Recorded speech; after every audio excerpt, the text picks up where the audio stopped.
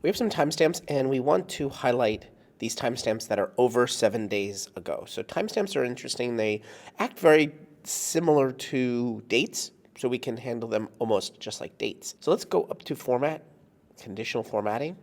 We're going to apply our conditional formatting A to A, covering the entire column. Now there is a Format Cells If option that says date is before. And when we click on the options, we have today, tomorrow, yesterday, past week, month, year, and exact date. This past week is a little strange because we're not really sure if it means 7 days. It could, but it's sort of highlighting a little bit wrong.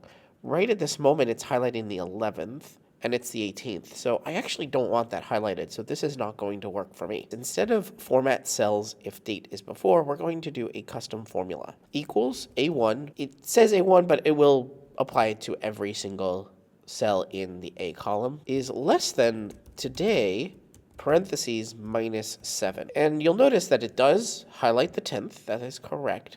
But it also highlights these blank cells, because that's essentially 0, which is under today minus 7. So we need to add one extra thing here. We're going to wrap everything with an and. So at the end, we'll put a parentheses. And we'll put a comma here. We need two things. We need one that this is less than today minus 7. But we also want to make sure it is a date. So we'll do isDate, A1, in parentheses as well. And that gets us our answer. So we need pretty much 3 formulas here. Is date, today, and to wrap those together, and we can highlight timestamps over 7 days ago. Any particular number you want to put here, minus 7, minus 14, 28, 100 days ago, anything like that. Hope you enjoyed, and hope you're making your spreadsheets better.